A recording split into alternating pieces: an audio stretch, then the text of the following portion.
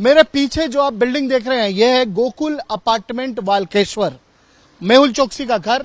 यहां पर 901 और 1001 ये दो फ्लैट मेहुल चोकसी के हैं जो फिलहाल ईडी और सीबीआई के अटैचमेंट में हैं। ईडी और सीबीआई ने ये दोनों फ्लैट अटैच किए हुए हैं पीएनबी फ्रॉड केस में। यहीं पर मेहुल चोकसी, उनकी पत्नी प्रीति चोकसी और उनके परिवार के लोग रहते थे। यहां पर सर्च ऑपरेशन भी हुआ, यहां से बहुत सी चीजें इस फ्लैट से अटैच की गई, बहुत से डॉक्यूमेंट्स इस फ्लैट से अटैच किए गए और फिर इस फ्लैट को भी बतौर प्रोसीड्स ऑफ क्राइम अटैच कर लिया गया है और उसे सीज कर अब ईडी और सीबीआई ने रखा हुआ है। मेहुल चोकसी की गिरफ्तारी बेल्जियम के बाद अब ईडी और सीबीआई उनके जल्द से जल्द प्रत्यर्पण के लिए कोशिशें कर रही है। ईडी और सीबीआई दोनों ही दफ्तरों में अभी फिलहाल मीटिंग्स चल रही है कि किस तरीके से जल्द मेहुल चोकसी को प्रत्यर्पित कर भारत लाया जाए। मेहुल चोकसी के खिलाफ मुंबई के स्पेशल पीएमएलए कोर्ट में फ्यूजिटिव इकोनॉमिक ऑफेंडर एक्ट के तहत भी प्रोसीडिंग्स चल रही है, जिसके तहत उन्हें फ्यूजिटिव इकोनॉमिक ऑफेंडर घोषित करने की प्रोसीडिंग्स ईडी कर रही है। हम इस वक्त मौजूद हैं भगौड़े मेहुल चोकसी के ट्रिप्लेक्स फ्लैट के बाहर। ये फ्लैट गोकुल अपार्टमेंट्स वाल्केश्वर में स्थित है, जो कि दक्षिण मुंबई का एक रिहायशी इलाका है। आपको बता दें, ये देख सकते हैं आप सारे ये जो नोटिस लगे हुए हैं, ये एनफोर्समेंट डायरेक्टरेट के सारे नोटिस हैं। इसके अलावा सीबीआई के भी नोटिस लगे हुए हैं, ये आप देख सकते हैं। Kuldeep Singh assistant director PMLA enforcement directorate वाला इशू की गई ये नोटिसेज हैं। इसके अलावा यहां पर आप देख सकते हैं ये central bureau of investigation CBI की ये नोटिस है। इसके अलावा अन्य ये सारे नोटिस जो हैं, इनकम टैक्स के भी नोटिसेज हैं इसमें। एनफोर्समेंट डायरेक्टरेट ये पंचनामा है। इसके अलावा ये जिला न्यायालय है, दिल्ली जिला न्यायालय का ये नोटिस है।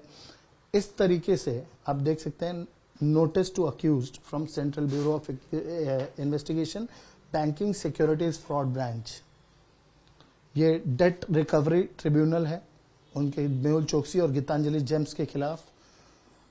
इस तरीके से ये इनकम टैक्स की नोटिस है, ये एनफोर्समेंट, ये फिर से एनफोर्समेंट डायरेक्टरेट, ये पंचनामा ये सारे आप देख सकते हैं। यहाँ पर आप देख सकते हैं ये सारे पूरे फ्लैट के जो एंट्रेंस है, ये 901 नंबर की एंट्री है इस फ्लैट की, और इसके बाद 901, 1001 और 1101 ऐसे ये कॉन्डोमिनियम है। 3 फ्लोर्स, एक ट्रिप्लेक्स फ्लैट है ये, जहां पर मेहुल चोकसी अपनी पत्नी प्रीति चोकसी और परिवारजनों के साथ रहते थे।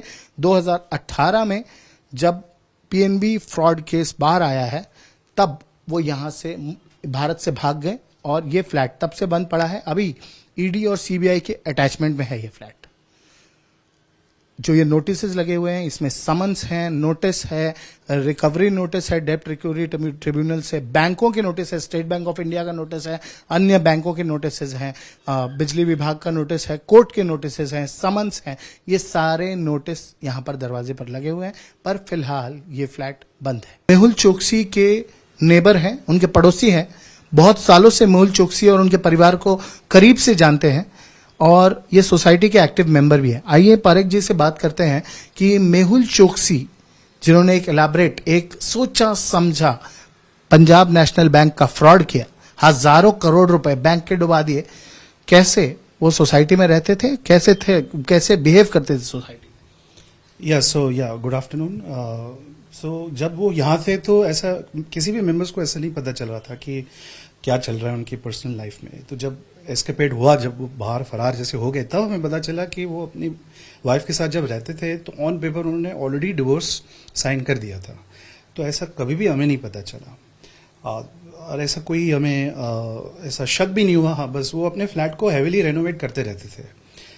तकरीबन अराउंड 20 साल अगर रहे होंगे तो बहुत ज़्यादा हैवीली उन्होंने 3 बार पूरे फ्लैट को, जो ट्रिप्लेक्स है, सो आप सोचो कि 6,500 से 7,000 स्क्वायर फीट का जो पूरा उनका सुपर बिल्डअप है, उनको बहुत हैवीली उन्होंने रिडेवलप किया। और किसी को शायद हमारे बिल्डिंग मेंबर्स तो उनके फैमिली मेंबर्स के साथ भी मिलते जुलते रहते थे, तो कभी भी हमें ऐसा नहीं पता चला। आज मैं एक representative of our Gokul condominium की तरफ से चैनल पे इसलिए आ रहा हूँ क्योंकि 7 साल से उन्होंने हमारे कॉन्डोमिनियम को मेंटेनेंस ड्यूज नहीं दिए हैं और ये टोटल फिगर आज की तारीख में 63 lakhs विदाउट इंटरेस्ट कैलकुलेट हम कर सकते हैं।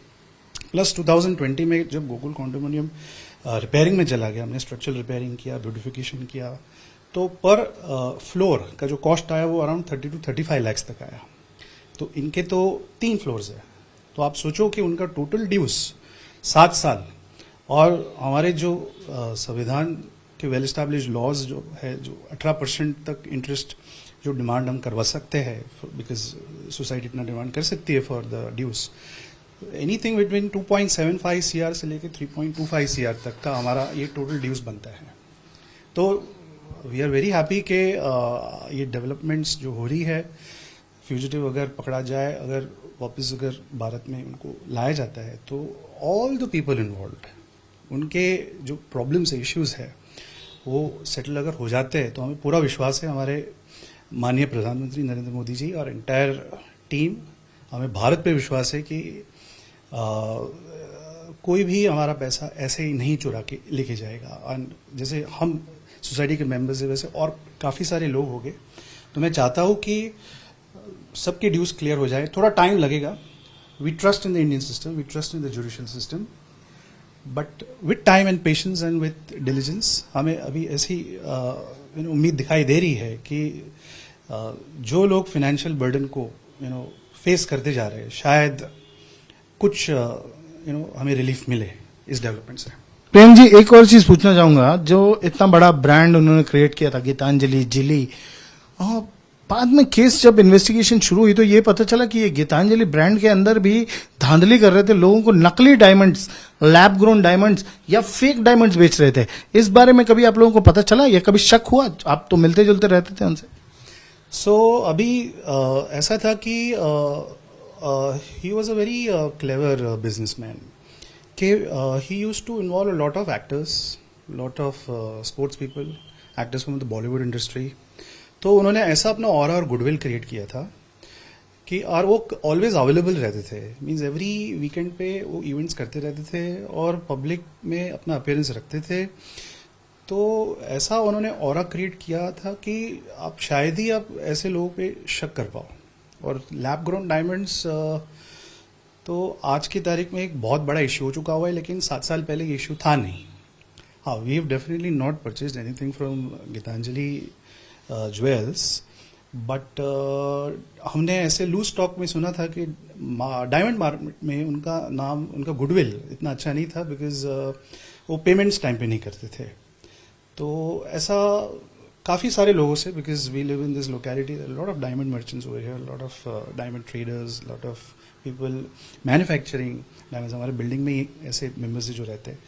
तो ऐसे ही हमें पता था कि थोड़ा अगर दूर रहे तो अच्छा रहे, बट ये नहीं पता था कि दिस विल इस तरीके का massive public fraud, yeah, it is going to grow into such gigantic financial fraud that all this would turn out to be very unfortunate. तो न सिर्फ पंजाब नेशनल बैंक आप जिस सोसाइटी में रहते थे उनके साथ फ्रॉड किया, जिन लोगों के साथ बिजनेस करते थे उनके साथ फ्रॉड किया, जो आम नागरिक था जो उनसे डायमंड या ज्वेलरी खरीदता था उनके साथ भी फ्रॉड किया। इतना एलैबोरेट फ्रॉड करने वाले मेहुल चोकसी अब बेल्जियम की गिरफ्त में हैं। बहुत ही जल्द उन्हें प्रत्यर्पित कर भारत लाने की कोशिश चल रही है।